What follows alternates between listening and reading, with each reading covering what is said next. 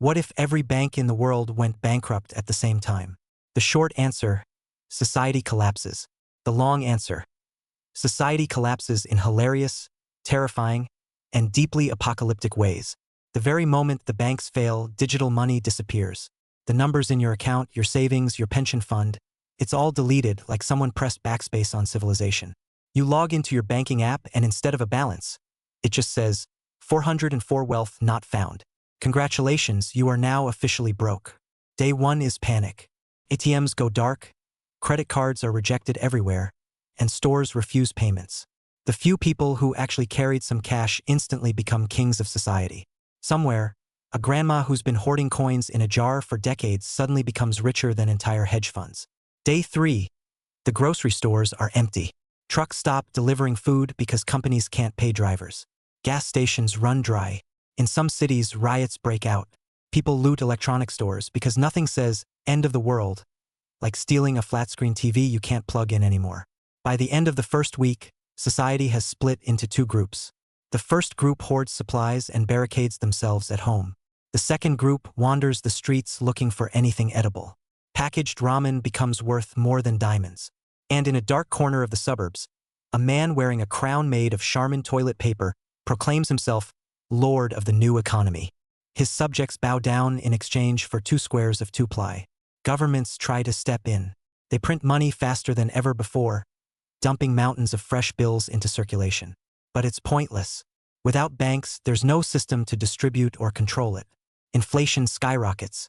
A loaf of bread costs $1 million. 2 days later, it costs $1 billion.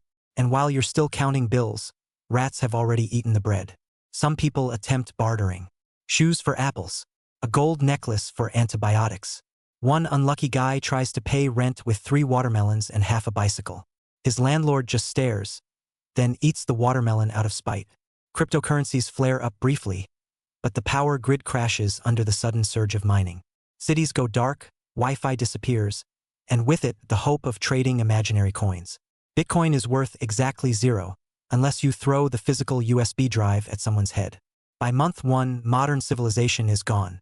Banks are abandoned husks, their marble lobbies filled with squatters roasting pigeons over campfires.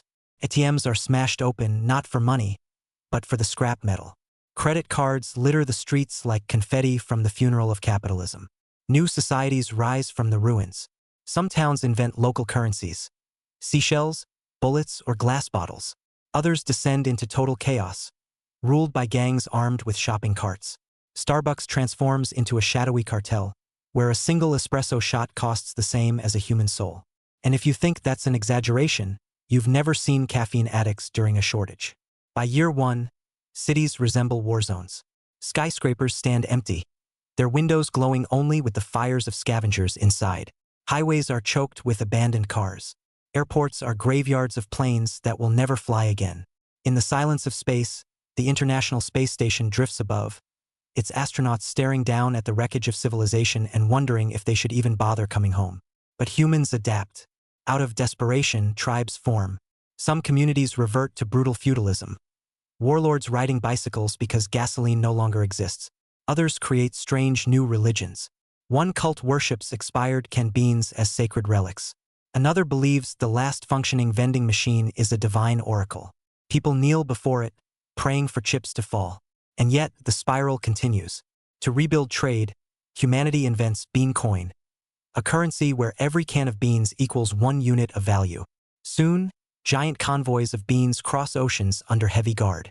Farmers' markets become international stock exchanges. And when the first global bean shortage strikes, the world economy collapses again. This time for good. Civilization doesn't end with a bang. It ends with a sad hiss of canned soup being opened in the dark. So what happens if every bank goes bankrupt? First, your savings vanish. Then your society vanishes. And finally, everything vanishes, except maybe the toilet paper king, still sitting proudly on his cardboard throne. And that, at last, is enough bankruptcy.